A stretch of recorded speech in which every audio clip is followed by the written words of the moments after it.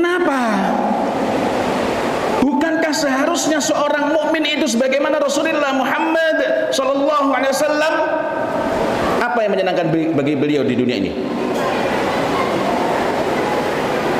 Satu, istri. Kok saya bawa ini? Karena berhubungan erat. Yang kedua apa? Tip. Apa hubungan yang tadi saya bahas? Yang ketiga apa? Sholat. Berarti kalau hari-hari itu sumpek sehingga menunggu kapan akhir pekan, kapan akhir pekan, kapan akhir pekan. Kenapa? Agar bisa segera goes atau badminton atau mancing atau yang lain lagi. Berarti ada masalah di sana. Masalahnya di mana? Pada dirinya ini perlu tengok. Mohon maaf.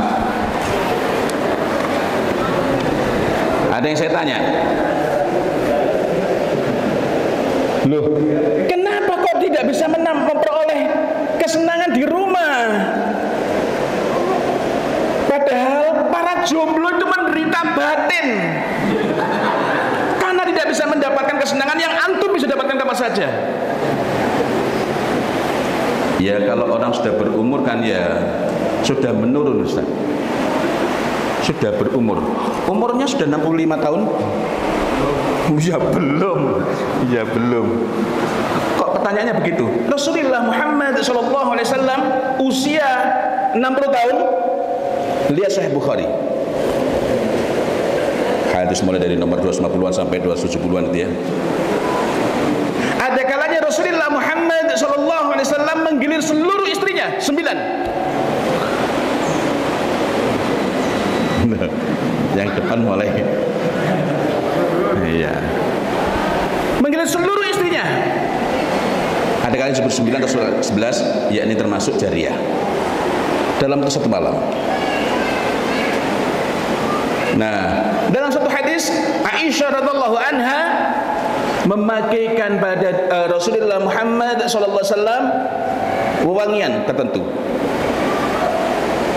Dan kemudian Rasulullah berhubungan dengan Aisyah radhiallahu anha dan setelah itu mendatangi seluruh istrinya dengan sekali mandi. Tiap-tiap itu ada wudu. Mungkin ada pertanyaan, gimana Ustaz? Ini kan bulan Ramadan ini. Ibnu Umar radhiyallahu anhuma masyhur, bukan kadang-kadang, sering dibahas dalam Ihya Ulumuddin, dibahas dalam Hasyi Al-Baijuri, dan dalam beberapa yang lainnya lagi. Bahkan dalam Hasyi Al-Baijuri disebutkan, jika seseorang itu ketika berbuka tidak mendapatkan tamar, tidak mendapatkan kurma, atau tidak mendapatkan air, maka hendaklah dia berbuka. Saya nggak tega menyebutkan dengan istrinya. Loh, ini Ramadan ini, namanya berbuka kan puasa. Ibnu Umar radhiyallahu anhuma, ini segala contoh saja. Ibnu Umar radhiyallahu anhuma menyatakan, ini dari Sufyan Ibnu Uyainah menceritakan perihal Ibnu Umar radhiyallahu anhuma. Ibnu Umar radhiyallahu anhuma biasanya tapi Masya Allah, begitu datang waktunya 10 hari terakhir, maka mereka semua itu sangat betah iktikaf. Nah, jadi kalau di luar 10 hari terakhir kita juga lemah, iktikaf juga lemah, itu bermasalah itu. Iya. Ibnu Umar radhiyallahu anhuma apabila datang waktu maghrib, maka beliau itu tidak berbuka dengan rutab, tidak berbuka dengan tamar, tidak pula berbuka dengan mak, tapi dengan maknya anak-anak. Kemudian beliau mandi.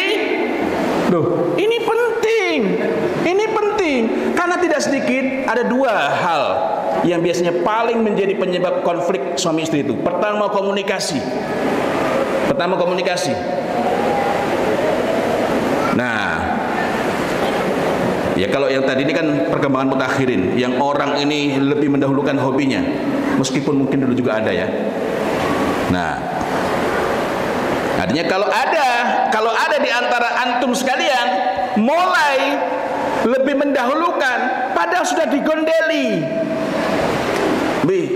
Kenapa main badminton di luar? Di sini bisa kita bermain gitu. Nah, lalu kok suaminya, aku kan perlu hiburan. Berarti perlu terapi. Loh, ini bukan apa namanya? Bukan bercanda ya. Bukan bercanda. Karena Masya Allah, Ibnu Umar radhiyallahu anhu kemudian mandi, lalu pergi ke masjid, sholat maghrib, kemudian pulang, nambah lagi. Jadi biasanya Ibnu Umar radhiyallahu anhu itu apabila berbuka sekurang-kurangnya 2 kali. Dengan 2 kali mandi. Tetapi biasanya 5 kali. Dengan 2 kali wudu, 2 kali mandi. Ya. Nah, apa rahasianya Ibnu Umar? Nah, apa rahasianya Ibnu Umar? Nah, ternyata Masya Allah. Tapi sebelum itu saya ingin bahas yang lain sejenak ya. Oh enggak. Ya saya sebutlah sedikit itu ya, Masya Allah.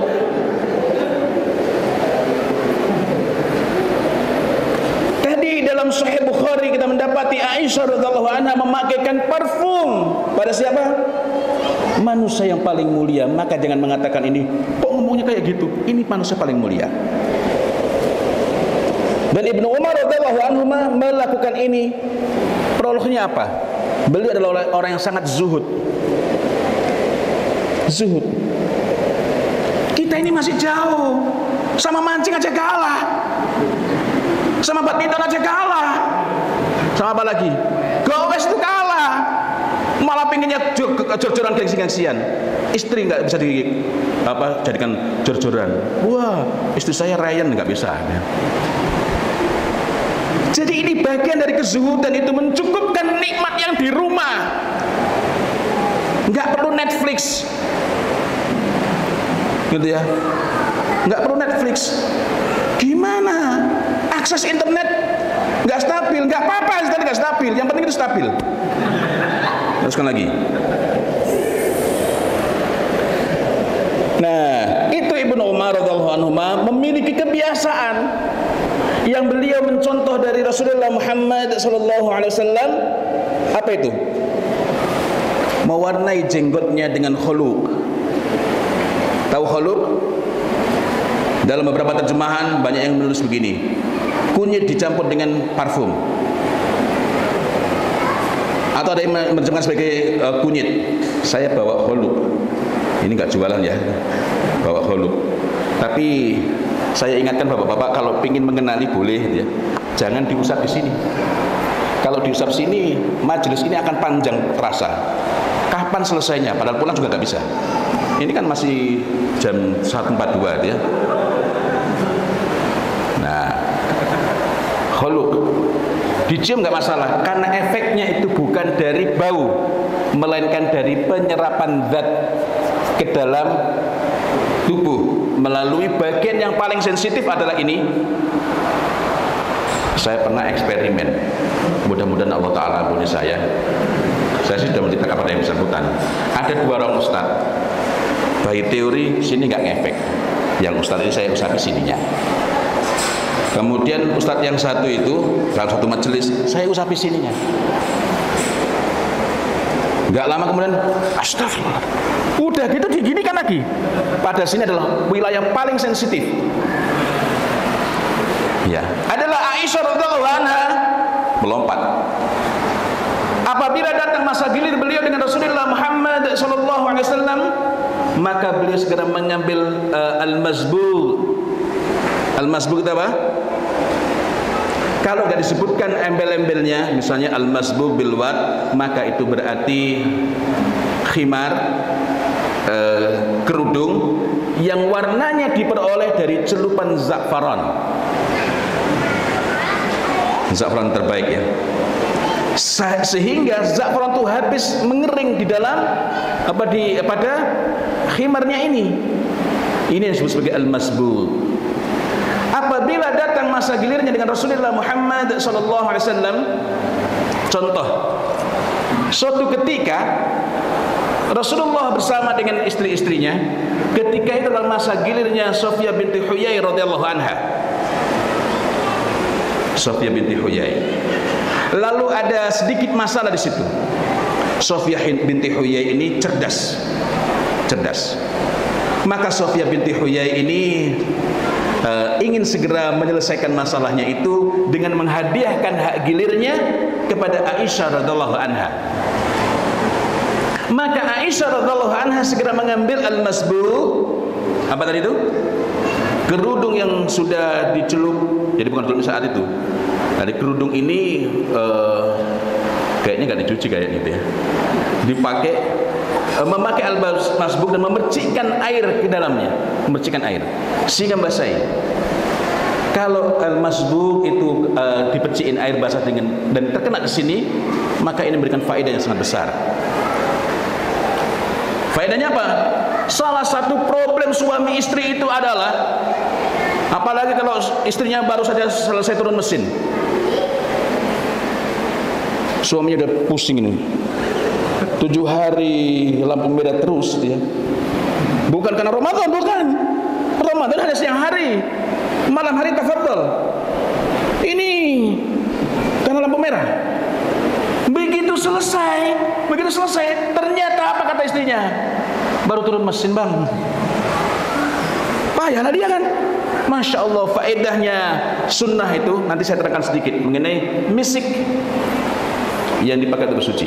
Ya. Kalau bapak-bapaknya kemarin sudah ada yang sudah saya cobakan ya. Nah, terus lagi. Maka tadi itu faedahnya apa? Di antara faedahnya adalah ibarat mobil. Kalau zaman saya kecil dulu ada yang kalau nyetak terus pakai engkol. Berkali-kali sampai mau keseleo kaki belum hidup mobilnya. Tapi kalau menggunakan za'faran terbaik itu ibarat mobil tuh mobil matic generasi terbaru. Disentuh langsung sem. Nah ini di antara hal-hal dimakruhkannya. Sebagian nanti ada bahasan lebih khusus yang tidak bahas terlalu jauh ya. Bagi laki-laki ada pengetatan aturan berkenaan dengan pemakaian khuluq dan za'faran itu, tapi tidak bagi perempuan. Dimakruhkannya bagi laki-laki, apalagi yang masih jomblo, nggak boleh sama sekali. Nggak boleh. Laki-laki sudah menikah, jauh dari istrinya, atau istrinya sedang tidak bisa diakses, tidak boleh. Maka sebagian saudara kita sampai keras melarang ini, haram. Tapi mari kita tengok Ibnu Umar radhiyallahu anhu mewarnai, dari Zaid bin Aslam ini melihat Ibnu Umar radhiyallahu anhu mewarnai jenggotnya menggunakan khuluq, yang ini tadi khuluq. Nah, yang ini za'faran. Yang ini za'faran malaki. Ada lagi za'faran malaki mumtaz. Ya. Ini walaupun besar gini masih lebih murah dibanding za'faran malaki mumtaz.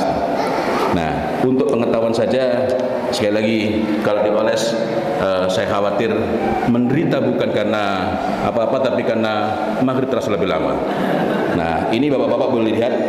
Tapi untuk za'faran malaki ini, apalagi yang mumtaz, perempuan boleh makainya. Apa? Tampak warnanya, tersembunyi baunya. Ya. Terus lagi. Lalu Zaid bin Aslam ini berkata kepada Ibnu Umar radhiyallahu anhu, "Wahai Abu Abdurrahman, kamu mewarnai kuning jenggotmu dengan menggunakan khuluq." Bedanya khuluq dengan za'faran apa? Khuluq itu bahan pentingnya za'faran dicampur dengan war. Nanti kita menemukan di kalangan para sahabiyah ada yang menggunakan muwarradan. Muwarradan itu apa? Bukan baju bermotif mawar, bukan. Tapi baju yang warnanya dihasilkan dari celupan parfum mawar terbaik, sehingga menghasilkan warna crimson atau warna pink, tergantung mawarnya. Saya belum bisa membelikan istri saya seperti itu ya. Saya lihat ada mawar di rumah sajadah tapi gak cukup untuk mencelupkan tuh. Dan baru mau lihat dia sudah kena durinya dia. Maka Ibnu Umar radhiyallahu anhu mengatakan, sesungguhnya aku melihat Rasulullah sallallahu alaihi wasallam mewarnai kuning jenggot beliau dan menggunakannya. Dan tidak ada warna yang lebih beliau sukai daripadanya. Pewarnanya apa berarti? Khuluq. Khuluq sendiri macam-macam, bertingkat-tingkat. Ada yang seperti ini, ada yang cenderung lebih kuning, ada yang cenderung lebih merah. Tergantung campurannya apa. Jadi campuran yang pasti, hampir pasti adalah war. Setelah itu ada campuran lain. Bisa waras, dan waras ini lebih keras dibanding za'faran. Lain waktu insya Allah kita bahas itu. Tapi tidak dalam kaitan dengan ini. Sehingga seharusnya seorang suami itu yang memahami agama tidak perlu sibuk mencari-cari resep-resep obat-obatan, gitu ya. Karena semuanya komplit, semuanya komplit. Beliau mencelup baju beliau dan menggunakannya hingga sorban beliau. Artinya dicelup, adanya seperti itu dengan menggunakan khuluq. Nah, masya Allah. Saya tidak ingin berpanjang-panjang mengenai ini, tapi saya hanya ingin menekankan, saya khawatir karena ketika saya dari berbagai contoh, dari berbagai kasus yang terjadi, selain masalah komunikasi, kemudian adanya masalah komunikasi terutama ketika tidak menegakkan qaula ma'ruf di antara mereka, tidak menegakkan rifq di antara mereka, lembut yang sesuai dengan keramahan, tidak menegakkan hilm di antara mereka, sehingga mereka ini cenderung tergesa-gesa, mudah meledak-ledak. Tetapi tidak jarang yang menyebabkan itu semua tidak ada, rifq, hilm dan lain-lainnya tadi tidak ada, dikarenakan suami lebih mendahulukan, tidak dapat mengendalikan diri terhadap minatnya, seleranya, hobinya dan lain-lain. Akan tetapi dari berbagai penelusuran dari berbagai kasus yang ada, ini terjadi karena rupanya rumah mereka ini sunyi. Ibnu Umar radhiyallahu anhu berbuka dengan 2 kali tadi itu atau 5 kali, sehingga setelah itu betul-betul bisa full ibadah kepada Allah Subhanahu wa taala, tenang pikirannya, bersih hatinya, tidak terusik oleh yang lain-lain. Barulah ketemu makanan ketika sahur. Jadi ketemu makanannya sekali sehari. Mungkin kalau diamalkan tuh nggak ada yang gemuk kayak saya gini ya. Ini ada beberapa yang potensial untuk apa namanya. Nah, soalnya pas sahur saja ketemunya ini. Nah, saudara-saudara, saya ingin membahas tadi kaitannya. Ada sunnah dalam Sahih Muslim. Apa itu? Apabila seorang perempuan itu selesai menstruasi, kalau ada yang sedang umroh nanti silakan titip, lebih murah di sana, gitu ya. Kalau di sini bukan lebih murah, sulit carinya, gitu ya. Nah, banyak yang kadang tanya kepada saya di mana belinya. Saya cukup hafal tempatnya di sana walaupun tidak sering ke sana, gitu ya. Nah, ada tuntunan ketika Asma binti Syakal radhiyallahu anha bertanya kepada Rasulullah mengenai bersuci, maka di antara yang disebutkan sebagai bagian dari bersuci itu, tuntunan bersuci ialah mengusapkan. Ambil kain, mungkin kain flanel kalau sekarang, dulu yang nggak tahu kain apa itu ya. Ambil kain, basahi, kemudian berikan, oleskan, teteskan di kain itu misik. Misik itu yang benar, di zaman itu belum ada misik yang warnanya putih, pink, oranye, ungu dan lain-lain. Yang adalah misk ghazal dari rusa. Warnanya seperti ini. Ada yang hitam, ada yang hitam kemerahan atau coklat kemerahan atau coklat. Nah, kalau ini disebut misdam bukan karena terbuat dari darah rusa. Karena sebagian orang mengatakan menyebutkan misik dari darah rusa, disebut misdam karena kalau dilihat gini warnanya seperti darah. Misik yang warnanya putih itu yang sekarang disebut dengan misik tohara. Nah, ini mulai muncul tahun 1926. Jadi dengan demikian pasti bukan itu yang dimaksud dalam hadis. Dimulai tahun 1888 ditemukanlah misik yang tiruan, sintetis artifisial, itu bahaya. Bahaya. Lalu orang mencari gimana caranya menemukan yang tiruan tapi bagus. Bahannya banyak di Jogja kalau masih murni. Nah, lalu tahun 1926 dari berbagai percobaan itu, akhirnya tahun 1926 ditemukanlah, mulailah dikenal misik yang warnanya putih itu. Itu bukan misik yang sesungguhnya. Apa nggak boleh dinamain misik? Boleh. Jadi misik yang dimaksud dalam hadis bukan itu. Tapi apakah nggak boleh dinamain misik? Boleh. Rasulullah SAW itu namanya Muhammad, tapi tidak setiap yang namanya Muhammad adalah Rasul. Jadi kalau tetangga kita namanya Muhammad, anak ketemu Muhammad, Allahumma sholli wa sallim alaihi. Enggak begitu ya. Paham itu ya? Nah, ini contoh. Nah, karena itu harus presisi. Faedahnya apa? Nanti antara lain lihat Tibbun Nabawi ditulis oleh Ibnu Qayyim al-Jauziyah. Tapi manfaatnya antara lain adalah menyuburkan. Jadi yang punya promil mungkin dapat dipertimbangkan. Yang asli ya, jangan yang abal-abal. Menyuburkan. Apa efeknya menyuburkan?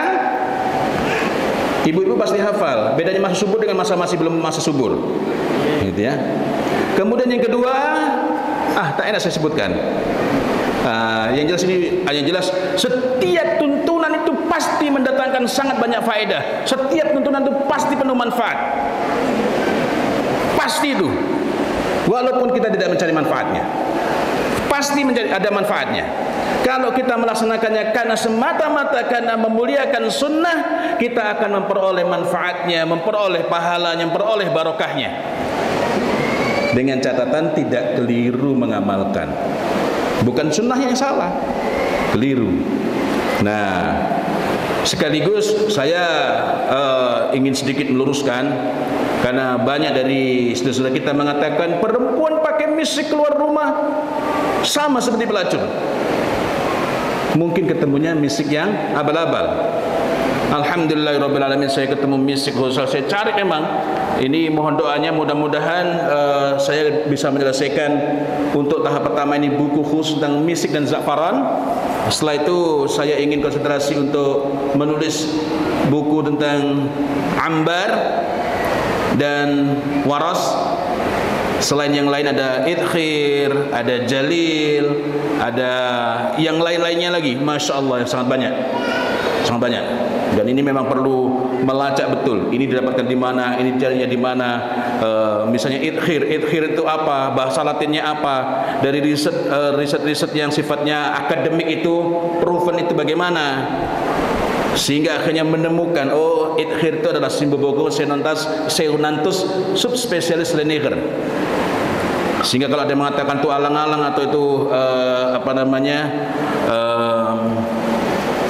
serai atau citronella, itu tidak tepat. Tapi itu dapat dimaklumi karena kita tidak kenal dengan itu. Kalau itu masih mending. Kalau idkhir kelir-kelirnya masih bermanfaat. Tapi kalau jalil, rumput yang wangi juga. Nah, idkhir ini Masya Allah hadiah Rasulullah SAW kepada Aisyah radhiallahu anha ketika menikah. Dia hadiah bantal yang isinya itu idkhir, karena bukan hanya harum, banyak manfaatnya. Baik, kembali lagi, nanti silakan bapak-bapak, masih ada waktu 3 menit ini, bisa mencoba membedakan baunya. Artinya nanti kalau ada yang menjual ini asli, nggak sama ini ya. Ini tadi za'faran, ini za'faran malaki, baunya lebih lembut, lebih elegan. Ini adalah khulud, salah satu varian khulud. Bapak-bapak boleh coba. Saya kira itu saja, sambil memberikan kesempatan kepada bapak-bapak untuk mengenalinya. Dan kalau perihal penggunaannya, nah, yang jelas kalau ini harusnya ibu-ibu yang mengenali ya. Tapi bapak-bapak juga boleh mengenali itu. Karena Rasulullah Muhammad SAW biasa memakai misk ghazal. Misik itu untuk lihya, untuk jenggot maupun untuk rambut beliau sehingga tampak mengkilap. Dalam satu hadis, seorang laki-laki datang menemui Rasulullah Muhammad sallallahu alaihi wasallam dalam Sahih Muslim. Laki-laki ini hendak menunaikan umrah, tapi ketika Rasulullah Muhammad sallallahu alaihi wasallam sedang menerima wahyu. Setelah itu setelah selesai turun wahyu itu, maka Rasulullah Muhammad sallallahu alaihi wasallam bertanya, di mana orang yang tadi menanyakan tentang umrah? Cucilah bekas kholuk di rambut dan jenggotmu, setelah lepaskan jubahmu, kemudian lakukanlah umrah sebagaimana kamu melakukan haji. Dalam riwayat yang lain lebih jauh lagi, karena laki-laki ini melumuri badannya. Melumuri itu berarti bukan cuma seoles dua oles, ya, melumuri. Nah, saya belum bisa mengamalkan untuk melumurkan, kadang-kadang saya mencobakan untuk melumurkan di kepala saja itu ya. Saya ingin menutup pembicaraan ini bukan untuk berpanjang-panjang, karena ini tadi saya hanya ingin mendorong untuk lebih mengenali sunnah-sunnah kita, bahwa marilah betul kunci kebahagiaan adalah mar'atus salihah. Tetapi hatta mobil yang paling baik sekalipun tanpa kita rawat akan rusak juga. Dan yang kedua, janganlah sampai naudzubillah min dzalik ada di antara kita sehari-hari kita ini bergelut dengan anak-anak orang lain, anak-anaknya muslimin, tetapi anak-anak kita tidak bermanfaat bagi kita, naudzubillah min dzalik, sama sekali setelah kita tiada, disebabkan kita tidak dapat mengendalikan diri. Ketika kita sedang marah, tidak dapat mengendalikan diri karena lebih mementingkan hobi kita, tidak dapat mengendalikan diri karena lebih mendahulukan minat kita, dan kita melakukan itu dikarenakan kita gagal menemukan kesenangan yang halal, kebahagiaan yang halal di rumah kita. Wallahu a'lam bishawab. Ihdinas shiratal mustaqim. Billahi taufiq wal hidayah wa ridha wal inayah. Walhamdulillahi rabbil alamin. Dan mohon maaf kepada panitia kalau yang saya sampaikan ternyata tidak sesuai. Di sini pun juga enggak ada catatannya ya. Jadi laptopnya lah sudah saya siapkan, tidak ada. Karena memang yang lebih penting itu bukan yang ada di laptop. Sekali lagi, billahi taufiq wal hidayah wa ridha wal inayah, walhamdulillahi rabbil alamin. Wassalamualaikum warahmatullahi wabarakatuh.